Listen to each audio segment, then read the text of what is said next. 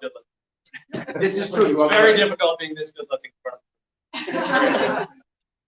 So thank you everybody for coming. I really, really, really do appreciate you taking time out of your busy holiday schedules to be here with the Saratoga County Libertarian Party to meet the next governor of the state of New York, Larry Sharpe. Yeah.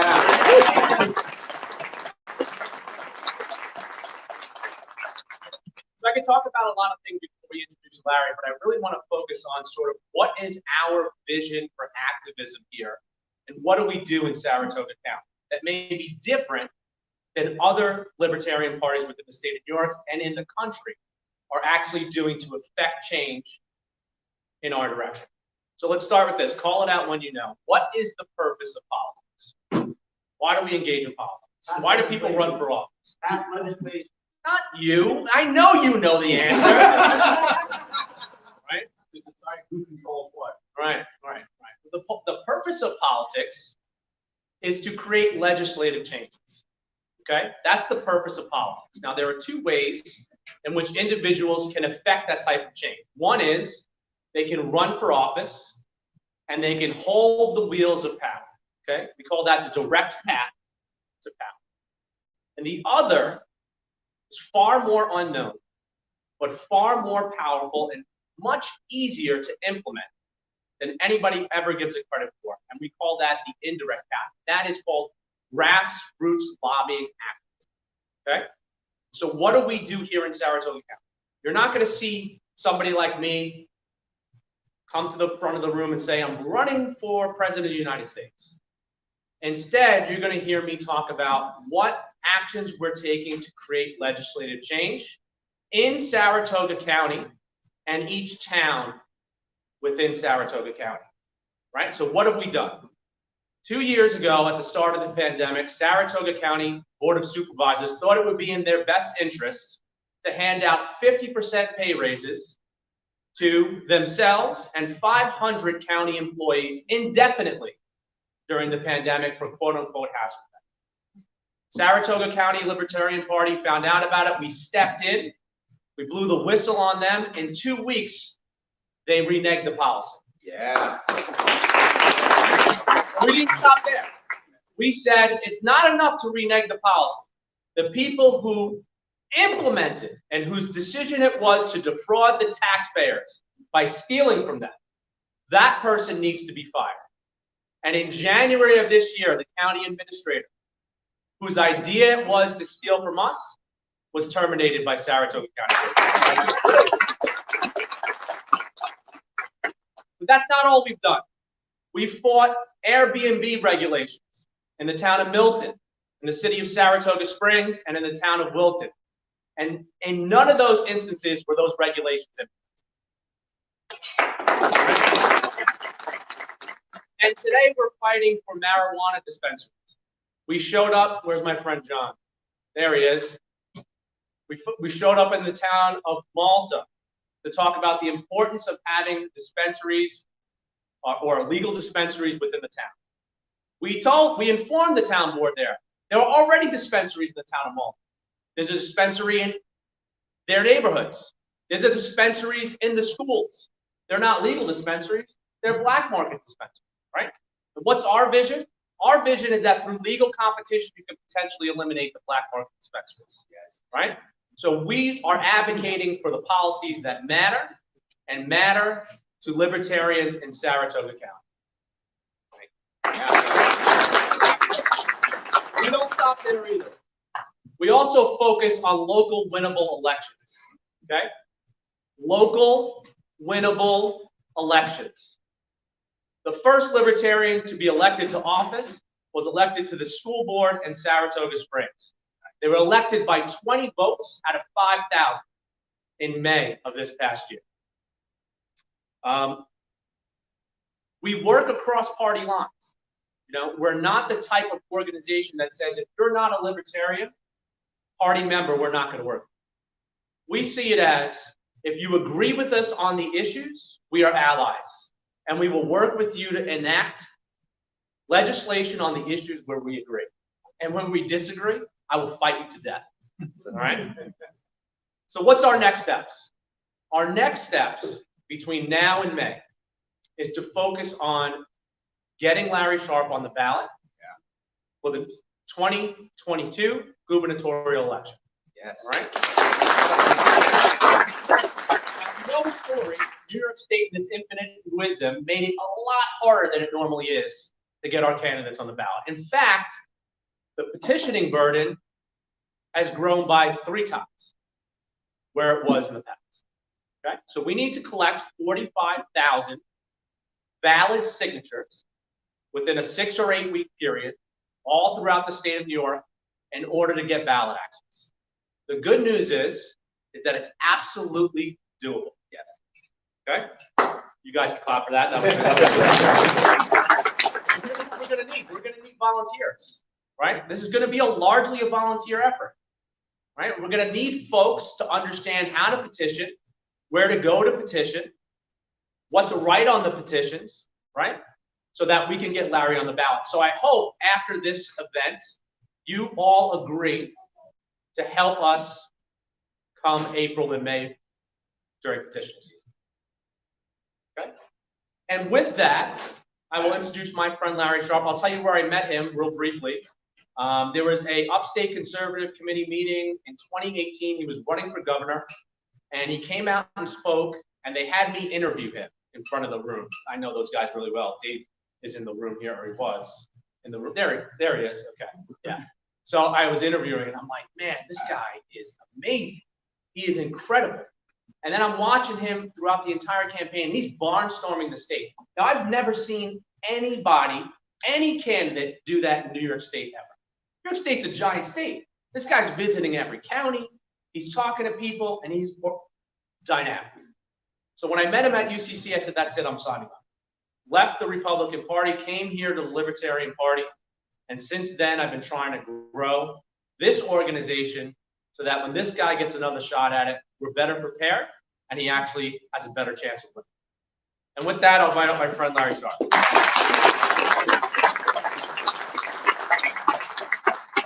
Everybody, how are you? I'm actually going to step in front because I like to be in front because I want to be closer to you. You guys might know that I am right now streaming this live. I stream these things live all the time. Why would I stream them live? Because I just like seeing myself. Well, I do, but that isn't the reason at all.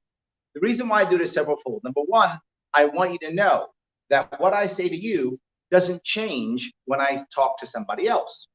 That what you hear me say now, I don't mind being out for anyone else and they can hear me someplace else. It's the same thing.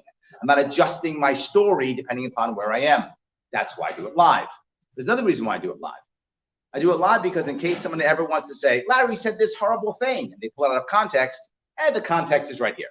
So it kind of saves me for when they decide to stab me in the back, which will happen eventually, but that's why I do it. But why would I do it here? Why would I go around to all the 62 counties? Why would I do that? It's an important reason. I talk all the time about how localization matters. I talk all the time about how each individual county is important, how people individually are important. I talk about it all the time. If I'm going to talk that talk, I have to walk that walk. So I walk the walk so you believe me. Because if I didn't, you wouldn't believe me. Some of you might say, well, Larry, I was going to vote for you in 2018, but, well, I would ask you, all of you who voted for someone in 2018 who wasn't me, where's that person now? They're not here. From 2018, I'm the only one who's still here. In 2019, I crossed state again. 2020, again. This year, again. I've crossed this state. This will be, at this weekend, 5 times I've touched every single county in the state. Did the other guys do that? No. No. Why do I bring that up? Because the number one issue, I get two issues I get all the time. Larry, I can't vote for you because you can't win. Larry, I can't vote for you. It's a wasted vote. Get it all the time. So let me ask you, if you voted for the Republican last time, did he win? No. No. So I guess he can't win either. So what's the I can't win thing? What's stopping me from winning? What's stopping me? Not that people vote for you. There we go. People vote for me. Yeah. So if you just vote for me, I win. That's how it works. So that's number one. You can just vote for me. But the next piece, though, is it's a wasted vote. wasted vote. So if you voted for anybody else last time in 2018, what'd you get? Wasted vote. Nothing. You wasted your vote. But if you voted for me, you still have someone here who cares. You still have someone here who's crossing. You actually invested your vote. That's what you did in 2018. The rest you threw away. Say again? And we got the LP on the ballot. That's correct. Thank you. Yes, your others could also grow. You invested in the state if you voted for me. If you didn't, you threw your vote away. If you put your time and money behind another candidate in 2018, you threw that time and money in the garbage. If you put it behind me, you invested it in me. Because you can see what I do, I'm still coming here. But I'll tell you one thing else that you may not know. I'm the only candidate who ran in 2018 who was not getting a government check. 5 people running, 4 were getting a government check, I wasn't. That means this is an establishment person's game. I was the only one who was not establishment. Everybody else was. Not just that, I wasn't getting a government check, I also wasn't getting a check at all. I took a 1.5 years off and did not get a salary. Because to do this across this state, as Rob said, it's a huge state, it's a full-time job. So I didn't work.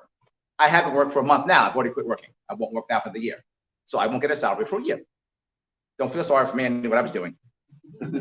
I volunteered for this, right? I'm telling you this to understand that this is not an easy thing to do. It's an establishment person's game. And now coming up to next year, there'll be 2 or 3 or 4 people running next year. Again, I will be the only person who's not getting a government check. Just keep that in mind.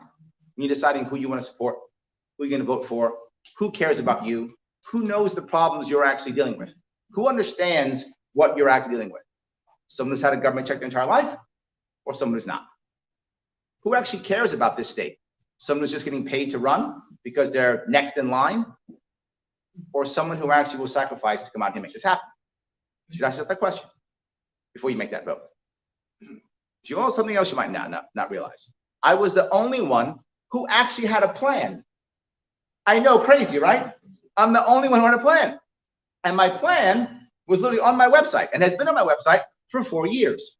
Some of you saw my Joe Rogan interview, right? Some of you did. Yes. At the end of that interview, Joe Rogan was teasing me and he said, "Larry, you got great policy, great plans." I said, "Yeah." He goes, how'd you make them happen? I said, "Well, my team and I, we came together." He goes, "You better lock those things down." I said, "Why?" He goes, "People will steal them." And remember what I said? Good. I said, "Go steal them. I don't have to do this anymore. I can go back home. I'll fix my state. I'll go home. Take all of the ideas. Take them all. I hope you do." That's why they're out there. There's no lock on it. Anyone can take it. For 4 years, there have been plans to fix education, cannabis reform, prison reform, all the reform you can imagine. It's been there. No one took it. Why? Why would they? They don't have to. With the current 2-party system, they don't have to fix anything. None of them have plans. I would ask you, look at anyone running. Try to find a plan. You can't. What you find is rhetoric. We got to take back this, take this, beat these guys, fight these guys. Their entire plan is other guy bad. That's their entire campaign. Other guy bad. Mine actually says, here's how we solve things. You might say, "Larry, but if I vote for you now, what if you don't win now? Then what happens?" But I would ask you, if you don't vote for me, what happens?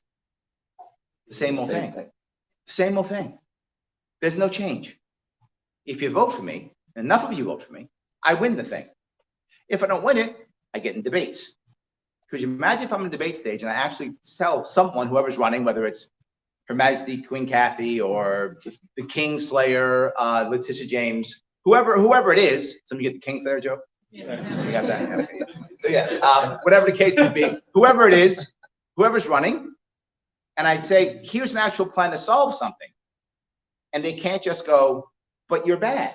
They have to actually come up with an answer. Imagine how that changes everything. It actually changes things. We would think about having to fix things, not just yell at each other. And I know the other argument I get. "Well, Larry, I have to vote for this person because I can't let the other win." Hear it all the time. Can't let the other win. Okay, well, let's look at this at a New York State level and a national level, both. At a national level, remember something. Bush got us Obama. Obama got us Trump. Trump got us Biden. How is that a win for either side? Seriously. Whichever one you prefer, how is that a win? It's not. You've rotated back and forth. You've delayed the pain for 4 or 8 years. You didn't change anything, though. I wouldn't say that. I'm sorry? Delayed the pain. Well, depending on who you want, who you like better, right? Whatever side you might lean on. And for New York State, the Democrats have run this state for 20 years. If they were going to fix it, they would have. The Republicans have watched Democrats run this state for 20 years. If they were going to have a plan, they already have one. They don't have a plan. The plan is hold on and grift off this state until there's nothing left. That's the current plan. If you think I'm joking, please find me any evidence that I'm wrong. There is none. All the evidence is I'm correct. So you're going to say, Larry, okay, you're talking trash. How are you going to fix things? For those of you who may not know, I actually put on my Sharp Way YouTube page, I put a plan for COVID, believe it or not, in March of 2020. That's true. March of 2020, I did 6 videos and I expressed how we would deal with the COVID problem. And I put it out there. You know who took that? Nobody. Nobody. No one even cared. They immediately went to punish the other lockdown, punish the other lockdown mandate. You might say, well, Larry, are you anti-mandate? I'm pro-consent. That's what I am. I'm pro-consent. The reason why I don't like mandates is many reasons, but there's 2 that really bother me. And that is it encourages 2 types of thinking. When you start mandating things, it encourages blind obedience and blind rebellion. They're both bad. And the part that's bad isn't the obedience or the rebellion, it's the blind part. That's the bad part. I don't want you blindly being obedient to anybody. If you want to obey, please obey. If you want to obey your parents, or if you want to obey a wise person or your church, or you want to obey, the law, please obey. But because you know that it makes sense to you, you choose to obey. I'm pro-consent. Obey all you want to obey, please. You want to rebel, rebel. But not just because somebody said something. It might be good for you. It might be the right thing for your family. Rebel because it makes sense, not because the other guy said it. And when we started to mandate, everything became blind rebellion and blind obedience. This is not a healthy society. It's not a healthy way of doing things. I'm all about people being freer. So you might say to yourself, well, Larry, it's obvious you're a libertarian. You're about freedom and liberty. People in this room brought something up when I came in. I'm going to bring it up here. I'm actually not about that. What? You're not about freedom and liberty? I'm not. I'm not. Some people don't want to be free. It's true. Why would I force you, right, to be free if you don't want to be free? I'm okay with that. What I'm actually about is happiness. Thank you for the people who brought that up today. Appreciate that. Bring up happiness. That's what I'm actually about. Larry, that sounds cheesy. That sounds silly. Yeah, maybe, but our divorce papers from the UK literally said life, liberty, pursuit of happiness. Remember that? Life, liberty, pursuit of happiness. That's what our papers said when we left. And then we forgot about it. Whatever. No, it's important. Happiness matters. But how in the world, I'd ask you this question, what could I give each of you right now? One thing. I'm going to give one thing to all of you. One uniform thing. You all get the same one thing. What's the one thing I can give you right now that will make every one of you happy now and 10 years from now? Nothing. Whatever I give you will make you happy, won't make you happy. Will make you happy. And you're happy now, but 10 years from now? No. So me and my magic powers that I just made up right now can't make you happy. Why would I think government could? That's why there's a pursuit of happiness. Doesn't guarantee you happiness. You guarantee the pursuit of happiness. How can I do that? By making you as free as you possibly can be to pursue that happiness to the best of your ability, even when you fail and fall down. Even when you make a mistake and you screw it up. And we all do. We gotta pursue it all over again. That's what government should be focusing on. This movement, this liberty movement, should be about happiness. Liberty and freedom is a means to an end, and the end is happiness. Why would I care about happiness? Happy people don't commit crimes. Happy people stay in my state. Happy people raise their families in my state. They retire in my state. They go to their business in my state. They go to school in my state if they're happy. If they're not happy, they leave. People say they're leaving because of taxes. Not only, that's true, but not only, they're also leaving because of lack of opportunity or change in lifestyle that they no longer like anymore, or a feeling of not being connected, lack of community. That's why they're leaving my state. If we make people happier, they stay and they grow. I know it sounds silly, but it really is the answer. And I would ask you, is there anyone running you've ever heard say, you know what's important? Happiness? No. And I've been saying it for 4 years and still no one takes it. It's free, guys. You can take it. Just use it. It's fine. I don't mind. Steal all my stuff. Please steal it. Be amazing. And they won't. This should be about happiness. Our state should be about happiness. So with that in mind, I'll bring up something that's recent. What everyone's talking about, the politicians are talking about right now, they're all talking about mandates. Big deal. Everyone's talking about mandates. Big deal. Mandates are a big deal. But when I go talk to people across the state, COVID is never the top issue. It's an issue. People care about it. Many people have lost someone to it. It's an issue. Never the top issue. The top issue is always somehow either education and or the economy. In some people, whether that's taxes, inflation, violence, something's going on. Right now in New York, 2 big things are happening. Inflation and violence. You see it. You hear it all over the place. In my city, New York City, where I'm from, outside of Columbia University, 2 people were stabbed to death. One was a master's or a doctorate student out of Columbia, and one was a tourist. That is devastating for New York. For New York City, that's devastating. Our money is on tourism. I mean, the state, for sure. The city, even more. You start stabbing tourists, they don't come here anymore, we're in trouble. We can't have that. So what's the answer? How do we fix that? Well, more mandates? No. Whenever you have massive amounts of violence, guaranteed, it's always because of one reason, the black market. Rob brought it up. It's the black market. You may go, Larry, what are you talking about? It's bad people. No, there's always bad people. There's always bad people. You're always going to find bad people. But how does the bad person gather people around to have masses of bad people, like gangs and such? Only black market does that. But now we did something special. We locked down everything to make sure there was a black market, and we made sure that our young men were not in school or working. Could it be a more perfect storm? So now we locked people out, made sure there was a black market, and then said, by the way, bad guys, recruiter, right here. Here are my young men who I'm not putting in school anymore, not working, can't find work. Here they are, waiting for you to bring them into gangs. I know, I grew up in the South Bronx. That's how you draw gangs. You find young men who aren't doing anything and you draw them in. And if any of you lived in a bad neighborhood, you know exactly what I'm talking about. That is literally how gangs get raised. Literally, that's a recruiting statement. That's how it works. What are you doing? Nothing? You want to be a tough guy? Yeah, I want to be a tough guy. Come on. Probably other words since then. But whatever the cool words of the day are, they say those cool words, and they get the kid to go off and be a bad guy. Government has created the black market. And what's the answer? Either defund the police, right, is number one, because that always works, right? So that's one option. Or the other option is, now everyone go to jail forever. Neither of those two are the right answer, right? We've been putting people in jail for a long time. They're still gangs.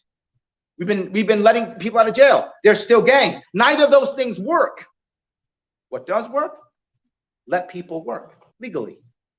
Let people go back to work legally. Not only does that end the violence, but it also gives a buffer against inflation.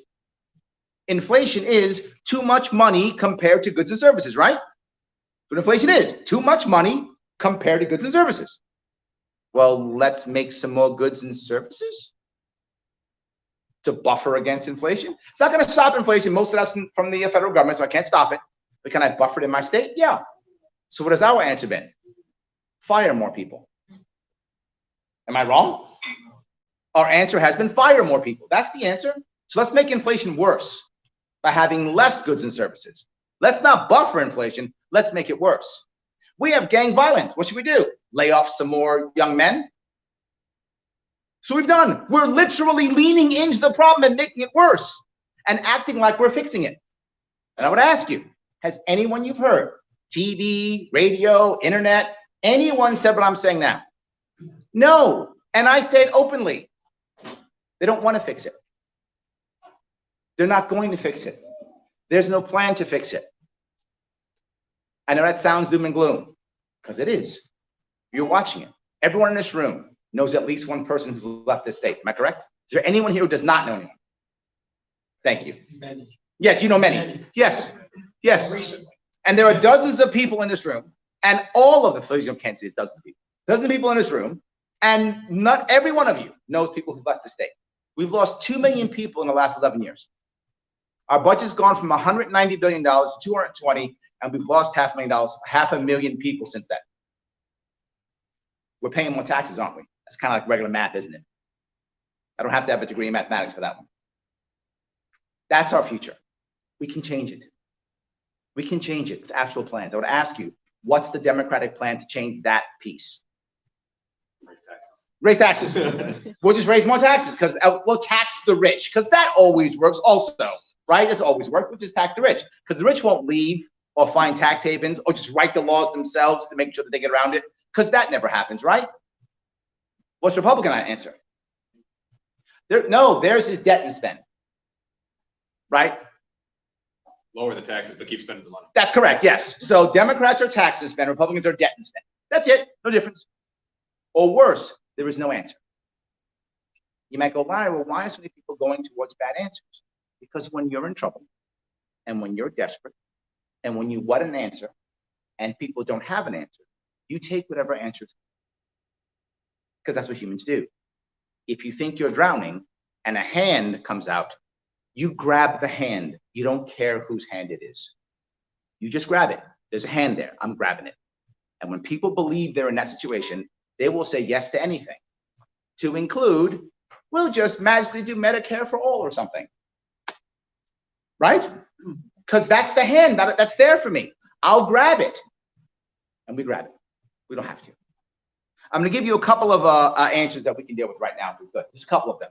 Number one, we'll talk about the COVID issue. Then I'll talk about something very a much bigger issue. The COVID issue. How do we handle that? When I was in the Marine Corps, I was taught that when there is a contaminated environment, the war doesn't end. You find a way to function and survive in the contaminated battlefield, right? You have to find a way. This is what we must do. And we haven't. This is what we must do. Some nations have. In fact, nations like Sweden, Norway, Singapore, who had relatively strict lockdowns, even they've said, we're done. We just got to survive. This is going to be around. Let's figure out a way of fixing it. I say we do that. But it's a problem, though. We don't trust our institutions. So we don't trust our government. So if government tells you what to do, a whole bunch of us are not going to do it. There's that blind rebellion thing, right? Even if it makes sense, we won't do it. So what can we do? Insane transparency with all options on the board. Use the actual website, use the actual resources of the government to show 3 or 4 different options of how to solve and fix and survive, and say, you guys pick the one that works for you.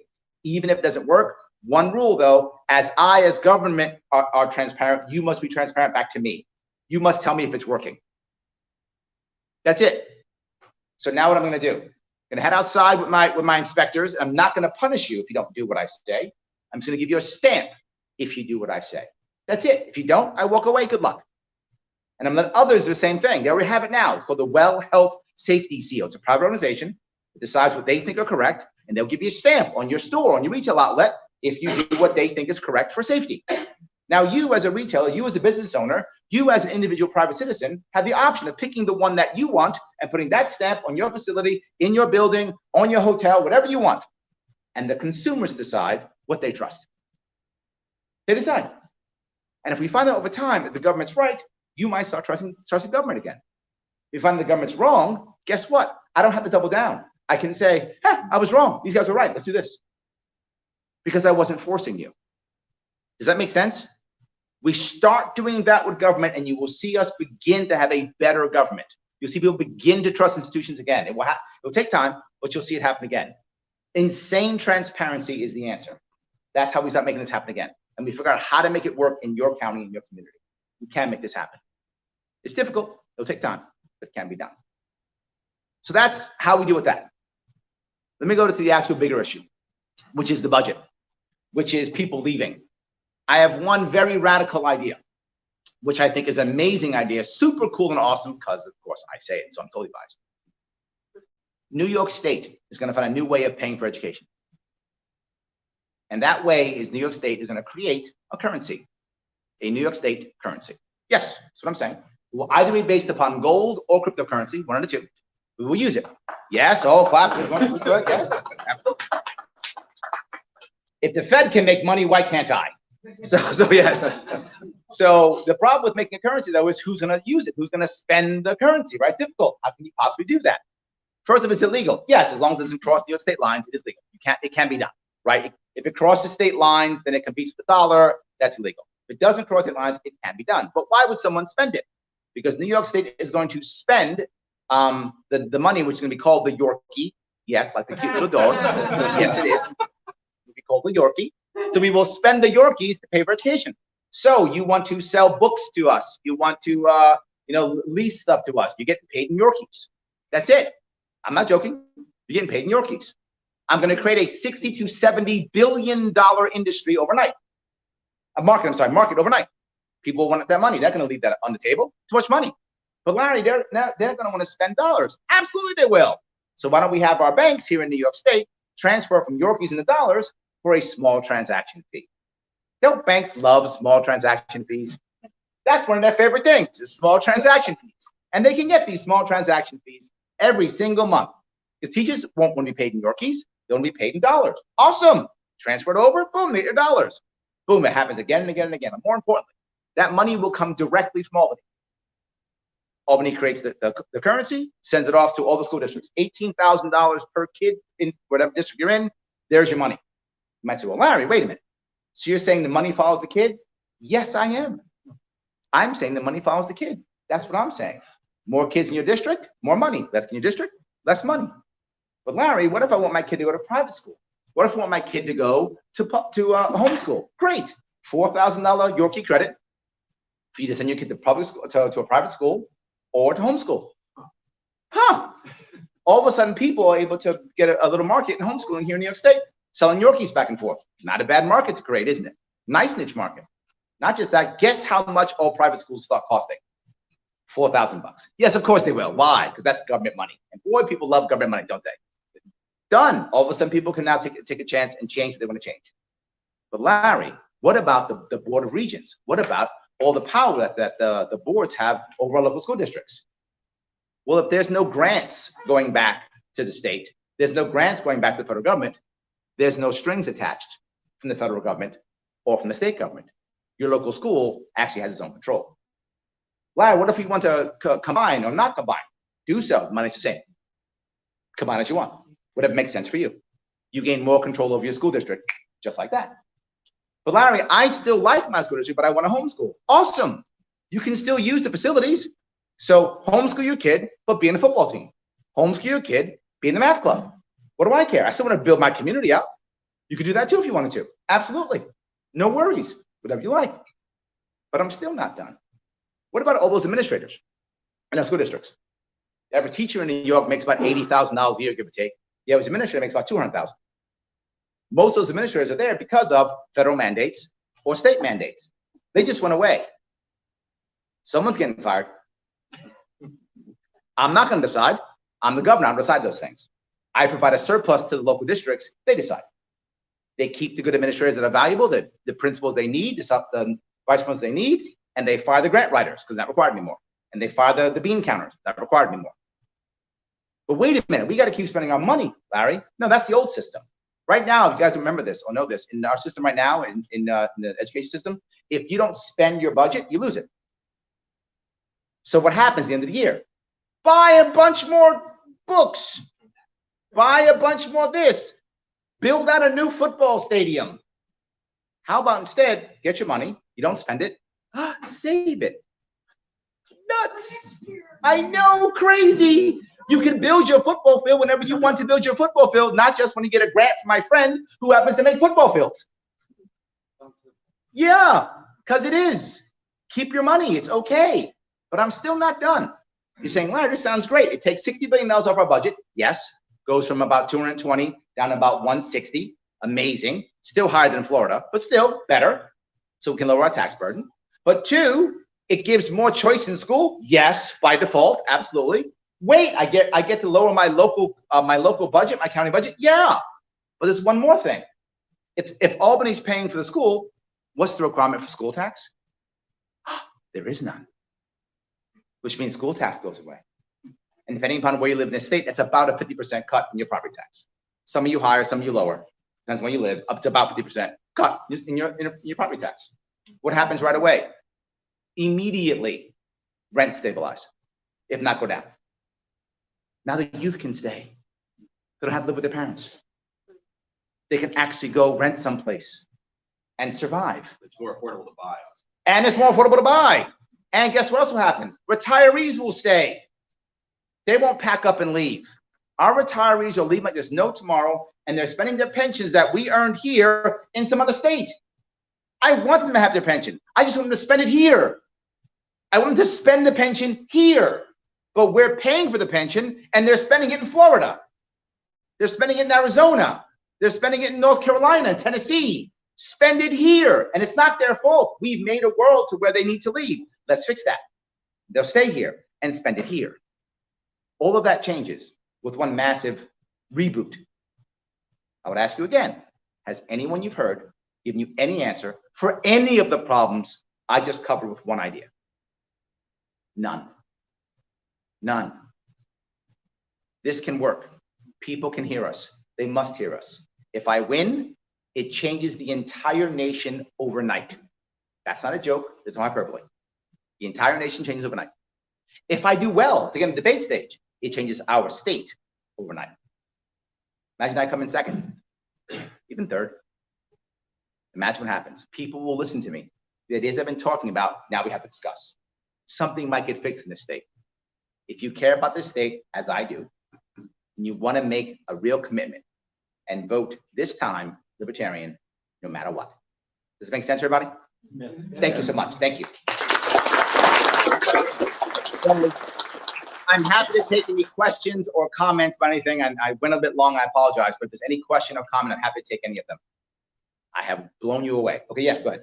The previous speaker mentioned it's more difficult for you to get on the ballot. It is. Could you elaborate on that? Yes. That came to be? What happened was the New York State law had always been that if you got 50,000 votes on the gubernatorial line, then you became a party and you were able to have ballot access, right? If you're a Democrat or Republican, just get it because they wrote the rules, they get it.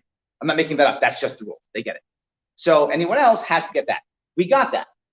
Not only did we get that, but then the next year I traveled to it again. We had 103 libertarian victories across the state.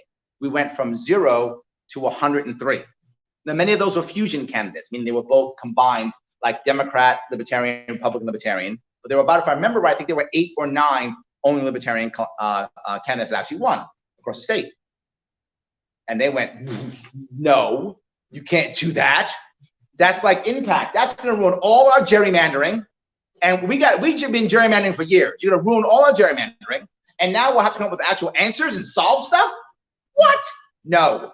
Stroke of a pen, doing a budget. They said no more. Libertarian Party doesn't no longer exist. They said we were kidding.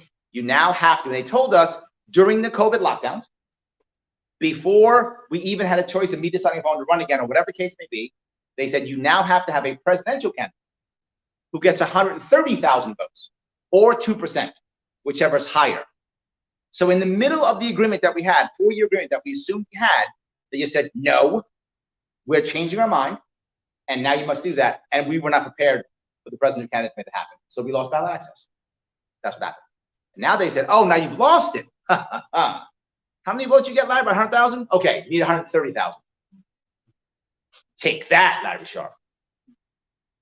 Not just that, we had to get 15,000 signatures last time. We got over 30,000, by the way. We collected over 30,000 signatures in 2018 to make sure that they couldn't get rid of it. You got over 30,000? Okay, great. How much do you need now? 45,000. I'm not joking. I'm saying this live. This is exactly what happened. So they said, you're not getting that. So we decided to sue. So part of our lawsuit, the judge says to us, he says, well, yeah, I see what you're saying, but if we're going to have public financing of elections, it's too expensive. So no. Not joking. He said, no. That's where we are right now. So you might say, people say all the time, well, Larry, if you guys third party, if you guys would, get in the ballot and have better candidates. How? The system is literally set up to destroy us. Literally set up to destroy us.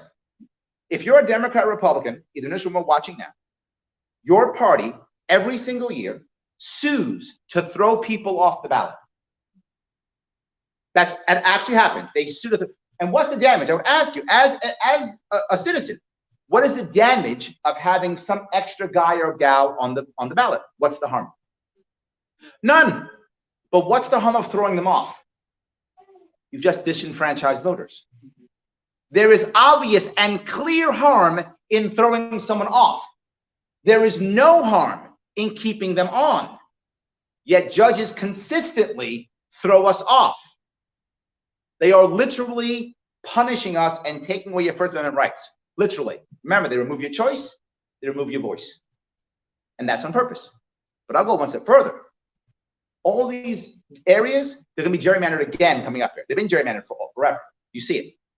They gerrymander them all the time. So now it's always a red district or a blue district. Then they don't give you an option of a primary. So the parties pick the voters because they gerrymander to find the voters they want. You don't pick your party. The parties pick the voters. Then when they're done, the parties pick the people who will run. You don't get those either. And your vote doesn't matter because it's gerrymandered. So you have zero power in the current system. Anyone else tell you that but me? No, they don't want to tell you that. Think about what happened in 2018. If you're a Democrat, where was your primary? There really wasn't one. If you remember, Cynthia Nixon tried the primary. They crushed her. She had to drop $80,000 to try to primary Cuomo, and he crushed it. He wouldn't even let her get 5% of the vote at their convention. No. What if you're Republican? Did you get a primary then? No. They said, here's the guy you're taking. Shut up and vote for him. Remember that? And they knew he was going to lose. So they took your time, your money, your energy, lied to you, and gave you no choice. And I'm going to do it again this time. Exactly. Yes. Doing it again now. They did it last time. They're doing it again now. Again, they're doing it. And what are Republicans doing in the state? They're going, well, okay, whatever, I guess. Yeah, okay, I guess I'll vote red because Larry Sharpe can't win, so I'll just keep throwing my vote in the garbage. At least Larry Sharpe's not lying to you. At least Larry Sharpe's not lying to you. I'll give you that. Whatever else you might think, I'm not lying to you. I'm telling you the truth. They're lying to you. There's no chance for a Republican to win in 2022. Zero. The state's 2.5 to 1 Democrat to Republican, and getting bluer, not redder. The red voters are packing up. They're going to Florida. They're going to Tennessee. They're going to Texas. They're not staying. You all know this. You've watched them leave. You've watched them leave. So it's not getting redder. It's getting bluer, if anything. So it's terrible. So I hope I answered your question at least. So I'm actually considering, some of you may not know, I'm actually considering running in Republican primary. And the reason why I'm considering that is if I run the Republican primary, I think if I actually get in it, I think I'll win it. And if I win it, I'll get listed multiple times in the ballot. I'll be listed as Libertarian and also as Republican, probably also Conservative is my assumption, but no guarantee on that. They tend to give that line to the Republicans, so the odds are high that I'll also be listed that way. But I'm also considering trying to get another line, two more lines. One from the Unite Party, which is a party here in upstate New York. And also, you guys may know Andrew Yang has left the Democratic Party, and he's starting the Forward Party. And I want to chat with him and see if I can get the Forward Party line. That would get me 4 or 5 lines if I can get all 4 or 5 lines, creating an actual coalition against the establishment Democrats in the state. In reality, I'm not going to get establishment Democrat votes. I will get rebel Democrat votes, but not establishment. And if I get the Republican line, I get Republican votes, Libertarian votes, Independent votes, creating an actual coalition against established Democrats. It becomes a winnable race. The race becomes winnable, if nothing else, debate stage for sure, but an actual winnable race. An actual plan to win.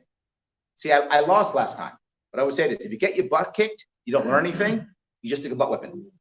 But if you get your butt kicked, you learn something, now it's a lesson. So I'm making it a lesson. Go ahead. I have a question about New York. Please, That intrigues me. please tell me. You mentioned it could be backed by gold or silver or crypto. Oh, crypto, yes. Why not both? To be full with you, I don't know. Right, this idea I had to come up with when I saw how bad our budget was. I had to find a way to fix the budget. There's simply no other way I could imagine. So what I did was I decided this was a good idea. I ran it by a couple of people. My policy team now is gathering to find out the information. So I don't know. That's why I'm saying I don't want to tell you it's gonna be if I don't know. There are problems with the law when it comes to gold in New York State. So gold, Constitutional money, there shouldn't be a problem with the law. there's a state law. And if I remember the state law correctly, and I'm not sure, but it's pretty much is any gold found in New York State is owned by New York State. That's why there's no gold mines in New York State. So there are some laws that may stop us from doing gold. Again, I'm unsure. I may be able to do that. It's possible, but I don't know. Plus, am I going to make it a current? If I use cryptocurrency, is it privately? Is it tradable? Probably not. But again, I don't know about that either. So it could be any of those. Crypto is backed by, I think it's a ledger system. Maybe it's the dollar. Well, that's correct too. That's One why fiat to another. That part of it is worthless. The Correct. asset-backed part of it is Correct. what's worth it. The ledger system is what makes it valuable in the sense of. I'm not arguing with you at all. You know what I mean? Like I'm with you. All I'm so telling you that makes is sense because you got to keep in mind, actual tangible assets. It keeps the golden handcuffs on politicians. It can't cause that much damage. I'm not fighting you. Money and all these problems go away. I'm not fighting you. Not fighting you. All I'm saying is we have to. Would I like us to have that kind of money? Of course I would. But you're not going to hear me do what so many will do. You hear this all the time. Somebody's running for office. How are you going to fix that? We're going to get rid of these people and we're going to make these massive changes and blah, blah, blah. No, they're not. That's just rhetoric. They're not going to do anything. They're not going to get elected. They don't have any plan. It's just them yelling and screaming. I'm going to get the other. I think you're right. But I don't want to promise you that I can get a gold-backed currency when maybe I can't. So I'm telling you the truth, which is I'm looking at it now. The policy will come up with the answer and we'll publish it. But I would love that, but I might not be able to. That's why I'm not telling you. I'm going, gold is the only way. I'm lying to you. Does it make sense at least? I'm agreeing with It you, makes sense. but I got to do what I have to do what's feasible. I guess my point is transaction in general, what keeps the economy moving is quick and 100%. trusting, it's transactions that you can trust. 100%. So if a ledger, whether it's through your bank or whatever, Or the blockchain. or the blockchain, 100%. that's an honest accounting system. I'm not It fighting can't you. be tampered with. I'm not fighting you. You could do both. So go ahead. You have something? Yeah, I was curious, if you have any thoughts on the Divide New York movement? Yes. Divide New York. Let me bring this up. The idea of actually physically in some way dividing New York in some way is probably unrealistic. There are two reasons why. One of them is there are connections within the upstate and downstate that are financial and that are other ways where the powers that be would go out of their way to stop it. So that's one reason. There are others. That's probably the biggest one. The second one is it isn't just New York City that's blue. All the cities are blue, right? Rochester's blue, Syracuse is blue, Utica's blue, Ithaca's blue, Buffalo's blue. They're all blue. So the answer isn't cutting a line at some place. So Westchester is what happens or whatever, right? The Bronx and nothing else or whatever is the rule. A better answer for that, in my view, is actually having local people have local power, right? So the second that I stop with the education I just mentioned, when now education isn't forced, you don't have to force to be paid for education now. All of a sudden now I end unfunded mandates. I change how Medicare and Medicare, another plan I could be here for hours. Medicare, how I change how that's being paid for. I start changing those things. Now, imagine if you're a county and you could start your budget at zero. If you could, with no unfunded mandates, you could start your budget at zero. Several things happen. Number one, I have no more strings attached from Albany or New York to force you to do anything, in which case you don't care. Why do you care what happens in Brooklyn if you don't like Brooklyn, right? You like Brooklyn, move to Brooklyn. People who live in Brooklyn, by the way, love Brooklyn. I've heard more than once, literally, Brooklyn is a blood type. Seriously. So if you like Brooklyn, please live in Brooklyn and enjoy Brooklyn. That's awesome. And if you'd rather be in another county, you want to be in Saratoga, Wyoming, wherever you want to be, go to the county you want to go to and live there and enjoy.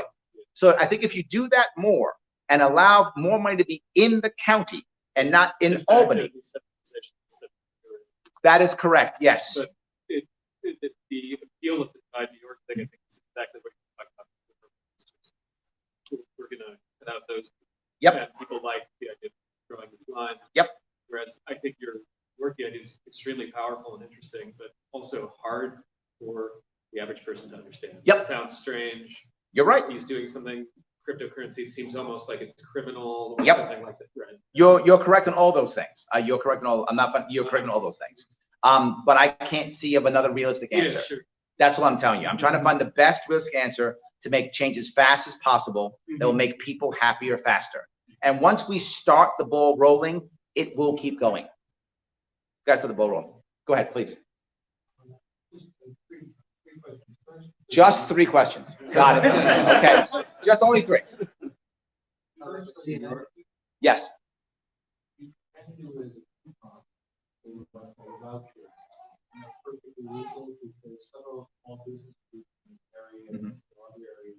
Used to do a sales promotion with it.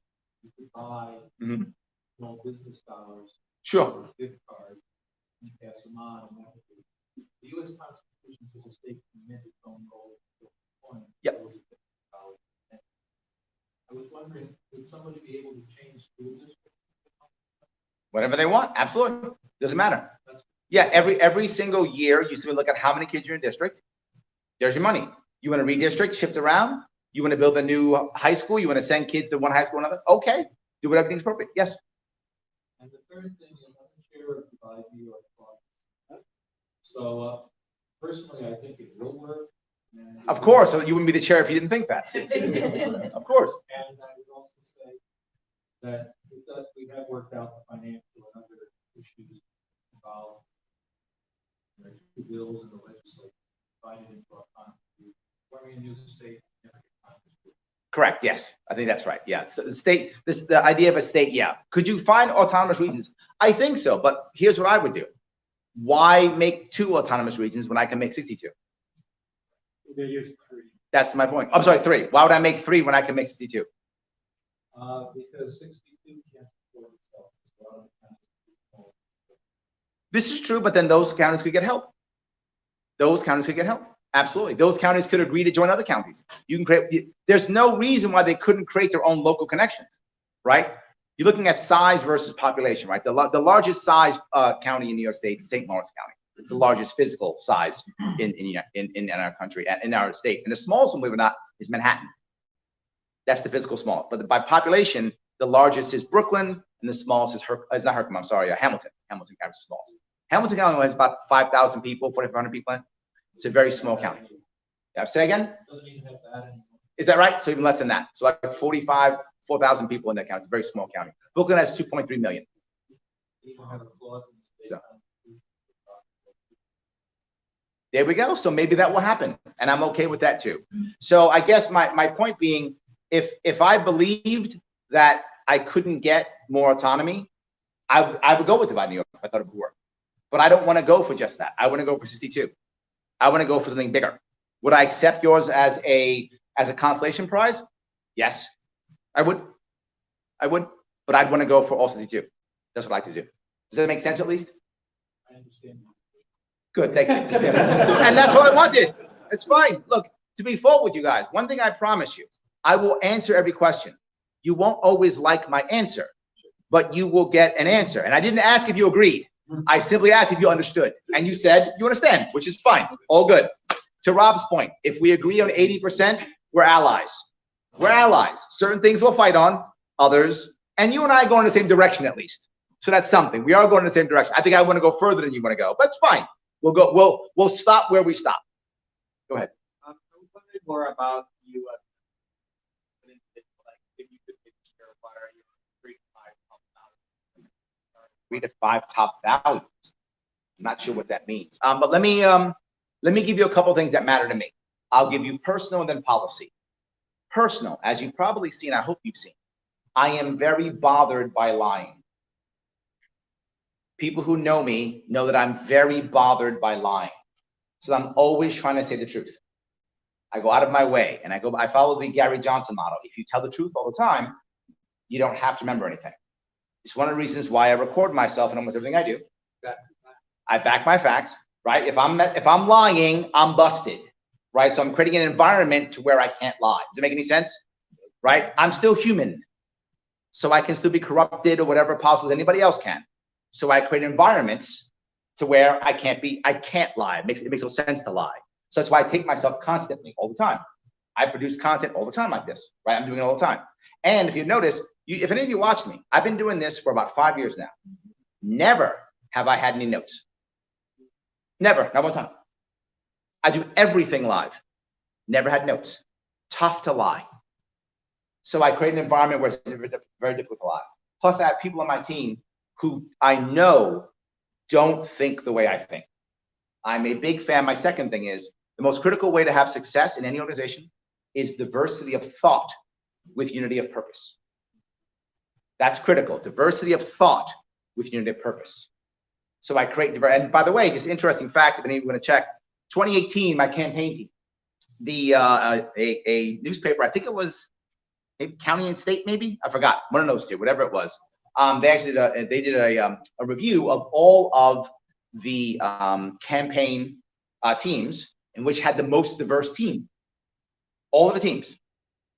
I'm a libertarian, so by default I have no quotas. It's not our thing. We don't do quotas, right? So I have no quotas. I would never do that. I'm not a quota guy. It's not part of what we do. I had the most diverse staff. They said, not me. They said I had the most diverse staff of all 5, to include the Green Party, Democratic Party. Mine was the most diverse staff. So I believe in that. Diversity of thought, unity of purpose. If you notice here, I didn't fight anybody who was against me. I said, I get it. Let's hear it. So I think those two are important for me. Was that helpful? Diversity of thought, unity of purpose. And I think I'm very much bothered by lying. Honesty matters to me tremendously. So I'm always trying to answer questions honestly. If you've noticed, I actually ask, did I answer your question? Because I want to make sure I didn't dodge it, because I might think I dodged it. Oh, you might think I dodged it if I don't. So I asked that question. My policy. All my policies have 4 important rules. And if you're on my policy team, you know this. If you're watching my policy team, watching, they know. Rule number 1, never, ever any extra taxes, fines, or fees. Never. That's unacceptable. If I can lower them, awesome, but I will never add any fine, tax, fee, never. All of my policies, if you've noticed, even when they save money, give you more stuff, never are you forced to pay anything. Never. Because that's rule number 2. No force. No enforcement ideas, no enforcement anything. Everything is voluntary. I change the environment. I don't hate the player. I hate the game. I'm serious. I don't hate the player. I hate the game. If I want better players, make better games. Make better environment, you'll have better results. So about changing the environment. So that's what I'm always about, not about punishing the individual. I tend to be lenient on individuals and harsh on systems. That's how I think. I want to change the environment. If you notice, we just passed the Proposition 2 here in New York State, where now we're able to have a healthful environment as part of our right now. Remember that? Sounded awesome, didn't it? I'm going to have a healthful environment, guaranteed to me. What does that mean? There will be a health police. I'm not joking. My policies, there will never be an extra police force. We have enough. No extras. So no extra enforcement. Number 3, whenever I want to help any individuals, I always focus on 2 types. I focus on the working poor and the middle class. All my policies, if you notice, when I talk about things, particularly in cities, but even outside, I talk about helping the working poor and the middle class. My policies help regular farmers, not big business farmers, regular farmers. My policies help people who work every day. My policies are out there to make more people who are working get the same benefits that the wealthy get. What most people in the Republican Party say is they should just work for more stuff. Democrats go, the rich are evil. What I do is go, the rich have good stuff. Why don't we get that too? That's all I say. They have good stuff. I don't want to take the stuff away. They got good stuff. Good on them. Can we have some of that too? Let's find ways that we can have that too. I change the environment. So I always focus on those 2. What about the very poor, Larry? Who helps the very poor? The middle class and the working poor. They're the ones who actually help. They're the ones who are showing up. They're the ones who are in the church groups. They're the ones in the civic groups. So if I help that group, I wind up helping the very poor by default. So that's why I work on those 2. And the last of the 4 is I always focus on the entrepreneur class over the corporate class. The corporate class doesn't care about local at all. It's not relevant to them. Doesn't matter. They don't care at all. The entrepreneur class does. The entrepreneur class cares about where they came from. They care about what they're building. They also give people second chances, right? Some of you may not know my mother was a convicted felon. And when she got out of jail, how did she get a second chance? Local diners. Why do you think I always eat at diners? Right? If you guys see me running around New York State, I'm always stopping eating at diners. Diners give people second chances. Give my mom a second chance. So I always support the entrepreneur class. Did I answer your question? Yes, I think that's it. Guys, I want to say thank you so much for today. I appreciate it. I got to run to other events. Good seeing you all. Thank you.